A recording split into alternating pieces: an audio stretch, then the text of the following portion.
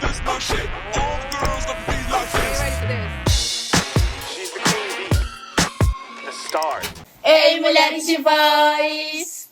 Hoje estamos aqui, eu, Bia, E eu, Mari. para falarmos do último livro que estamos lendo, que inclusive, aguardem, pois esse mês estaremos falando mais dele, principalmente lá no Instagram, @psi.bianca, então já siga, porque a gente quer fazer uma coisa especial. Sim, tem coisa boa vindo por aí, galera. Fiquem atentos. Aquele famoso vem aí. É, vem aí. Ao Instagram, redes sociais, estaremos ali colocando, né, as informações. Eu já fiz, Mari, sobre esse livro, Herança Emocional, um daqueles audiões. Audiões, eu não sei se é audiões ou audiões. Audiões. Nossa, audiões. E aí lá eu falei como que aquelas perguntinhas que eu escrevi pra ti, como que aquilo me mobilizou e eu fiquei assim, aquele livro foi uma bomba de, acho que informações e coisas desenterradas que estavam guardadinhas dentro de uma portinha segura que eu não queria acessar, eu acho. Mas eu queria antes saber também, acho que como o pessoal já se ouviu ou não, se não ouviu, vai lá ouvir. Mas queria saber de ti, como que foi pra ti ler esse livro quando eu te falei, Mari, a gente vai fazer algo com esse livro, você tem que ler. Foi horrível, gente. Só isso pra falar, foi horrível, foi péssimo. Não, mas assim, brincadeiras à parte, tive muitos insights, assim, repensando mesmo algumas coisas que... Sabe aquelas coisas que a gente tem curiosidade, mas a gente tem medo? Sabe? De gerar, às vezes, até um desconforto. Porque existem essas perguntas, né? Que a gente já sabe que muitas vezes são certos tabus. E que a gente fica meio receoso de perguntar e gerar um constrangimento ou algum desconforto ali naquela relação. E o livro fala muito sobre isso, né? Desses segredos, dessas questões que estão na nossa família. A gente sabe que estão ali, mas também muitas vezes não quer abrir. É que até acho que no início, né, dos capítulos ela fala sobre silêncio, como esse silêncio vai sendo construído como uma forma, não só que a gente fala aqui, né, sobre violar as coisas, mas também como, acho que tá de proteção. Sim. Eu me protejo se eu ficar em silêncio e até mesmo se eu não souber. Sim, e isso é interessante, porque são muitas dessas proteções que são colocadas, e a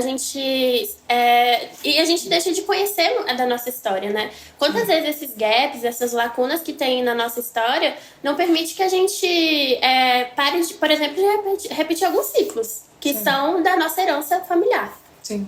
Teve alguma história que te chamou mais a atenção? Porque assim, gente, o livro ele é dividido em 3 partes. O sobre os avós, sobre os pais e sobre nós. Acho que é isso, né? E aí cada um dessas partes tem capítulos. E cada um dos capítulos conta uma história de uma paciente da autora, que aí eu fui pesquisar, né, sobre a autora. Ela é professora do pós-doutorado da Universidade de Nova York. E eu fiquei chocada porque eu nem sabia que tinha como ser professora de um pós-doutorado. Como que alguém já faz pós-doutorado e quem dirá ser professora disso? Sim. Então foi algo chocante, eu achei interessante. Então ela conta ali, né, a partir, na verdade, das histórias dela como psicóloga clínica, o que ela aprendeu com cada uma das histórias, e aí ela vai trazendo algumas coisas da abordagem dela, que é da psicanálise. Então, assim, teve alguma que você olhou e ficou assim, ai, isso bateu. Teve. Que foi a história que ela... Na verdade, ela traz muito da história dela também, né? E eu acho que a história dela, que quando ela vai relacionando ali, me chamou bastante atenção. Porque ela traz essa questão, né? Que a família dela veio por conta da guerra. Então, tinha muitas coisas que não sabia, né? Que tinham acontecido. Que tinham, enfim, interferências na vida dela. Até a questão do avô que ela fala, né? Que o avô tem toda uma questão ali que ele não abria pra falar sobre sofrimentos. Aí... Não, ai, gente, é porque eu tô tentando falar sem dar muito spoiler. Ah, não, pode dar spoiler. Enfim, para as pessoas também não saberem de tudo. Mas eu achei interessante isso. Tanto que a questão dela não saber sobre o avô e quando ela começa a falar sobre aquilo, aí isso gera tipo, meu Deus, e agora? Na família, né? Então a avó fica um pouco desconfortável, né? Bem, assim, não quero falar sobre isso. Eu senti muito isso, acho que lá pela metade, que é sobre os pais. Quando ela vai falando de várias relações de pais com filhos. Nessa metade também ela fala um pouco sobre irmãos, né? Mas eu foquei muito nisso dos pais. E o quanto que tem essa dúvida, eu acho que fica aquele em aberto. O que aconteceu na minha infância? E que foi o que gerou aquela pergunta, assim... Quais coisas que eu nunca perguntei pra minha família, mas que eu gostaria de perguntar? E eu falei pra Mari isso, assim... Cara, pior que quando eu tava lendo isso, eu terminei de ler, eu tava prestes a fazer a minha cirurgia, tipo, horas antes. Gente. E aí eu fiquei assim, será que eu mando uma mensagem pra minha mãe? Tipo, sobre a minha... Porque eu sempre soube que eu não fui uma filha desejada. Meus pais eles eram novos, tinham 23 anos. Então, tipo, eu sempre digo, só me colocar no lugar deles com 23 anos, ainda mais no contexto, assim, deles, eu realmente não iria querer ter um filho naquele momento. Então, eu sabia que não era uma gravidez desejada e nem planejada. Eles caíram no conto da tabelinha. Gente, enfim, né? Anos 90. E aí eu fiquei muito reflexiva naquele momento de perguntar, mãe, mas assim, vocês pensaram em algum método de não me ter o famoso aborto? Só que eu não perguntei pra ela. E eu fiquei pensando assim, eu acho que eu vou tentar perguntar isso um dia quando a gente estiver presente, porque ela não mora comigo, né? Ela não mora na mesma cidade que eu, então... Mas eu tava assim, será que isso foi algo que passou na cabeça deles? E o quanto que isso pode ter interferido ou não na minha experiência, né? Nessa primeira infância que a gente fala, nesses primeiros anos de vida. Porque a minha primeira infância completa, minha infância inteira, na verdade, foi só com a minha avó. Então esse senso até de abandono, ele sempre teve ali. Pelo meu pai e pela minha mãe, porque eles não moravam comigo, eles trabalhavam viajando, então não era algo frequente. Então, a sensação desse amor, desse abandono já estava ali. Aí eu fiquei, será que antes o negócio do desejo também veio? E foi muito por causa desse livro, assim. A gente vai percebendo aqui naquele livro que ele vai contando também um pouco, de alguma forma, mesmo sendo histórias externas, sobre as nossas histórias. Sim, com certeza. Só um parênteses aqui, gente. Acho importante falar isso, que quando a Bia contou, eu achei muito pertinente o pensamento dela, só que ela queria contar isso pré-cirurgia. Pré-cirurgia, né? Aí eu falei assim... Mãe, você já pensou em me abortar? Aí eu falei assim, Bia. Aí eu acho que eu contei, acho que logo antes de eu fazer, também, acho que foi um pouco antes de eu fazer a cirurgia, eu mandei pra Mari, ela, eu acho que não é uma boa ideia. Aí eu falei, eu também acho que não. Mas aqui estão algumas ideias. Aqui estão alguns insights. Talvez você assuste sua mãe, Bia. Mas enfim. Sim, e conta muito sobre a nossa história. E é interessante, assim, porque tem coisas que eu vejo, assim, isso em terapia também bastante, né? Mas tem coisas que eu vejo que são herança da minha família, são coisas da minha família que eu já adequei a mim, eu nem me toquei disso, assim. Sim. Então, imagina as coisas que a gente nem sabe, né? O tanto que a gente tá ali, de alguma forma, são esses não ditos, são, enfim, alguns segredos que existem que a gente nem se dá conta, mas que eles vão passando. Sim. E é um livro também, que eu acho interessante colocar isso, ele fala muito sobre epigenética, que é uma área aí que tá bastante em alta, né? Tem crescido bastante. E ele fala sobre como isso vai passando mesmo, né? Esses novos formatos, até a questão do cortisol. Eu acho que a Bia sabe melhor falar sobre isso. Sim, tem um outro livro que a gente quer trazer aqui pra vocês que chama O Corpo Guarda as Marcas. E aí nele, o autor, ele... Cara, eu disse pras meninas, ele basicamente é o famoso amigo de todos. Ele é amigo do Bowlby, que é o cara que criou a teoria do apego. Ele é amigo do amigo do Piaget. Então, assim... É toda uma conexão na vida dele.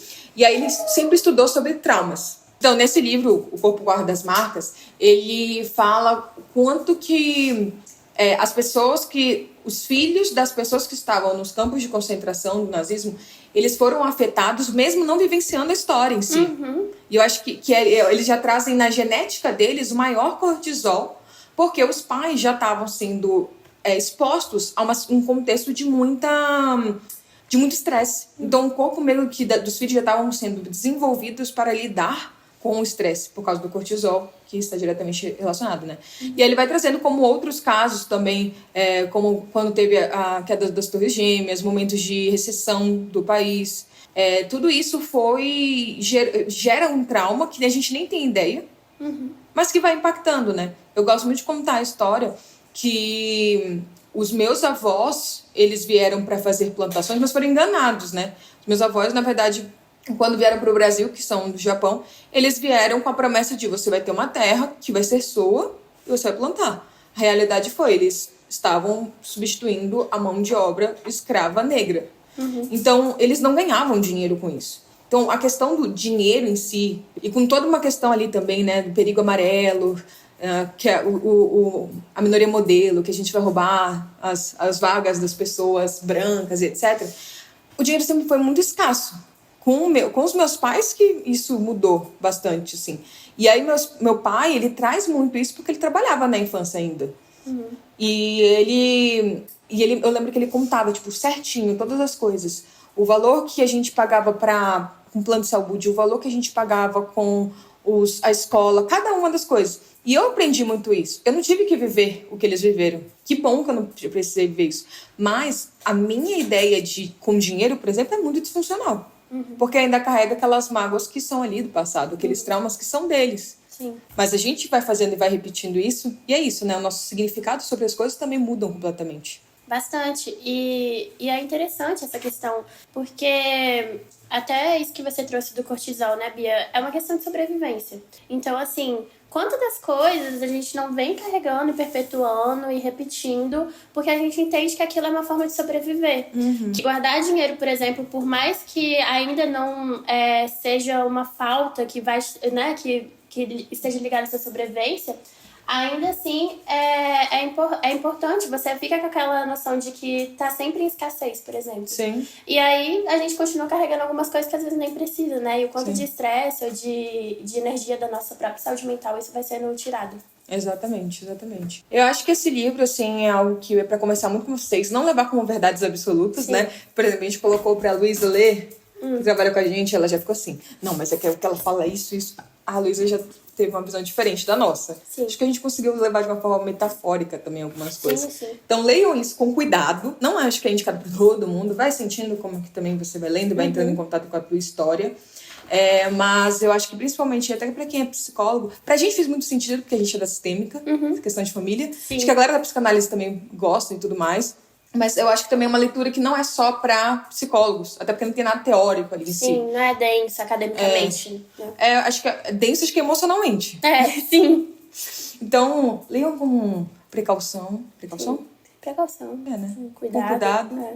Mas contem pra gente também se vocês já leram, se vocês colocaram eles na listinha de vocês. Wishlist.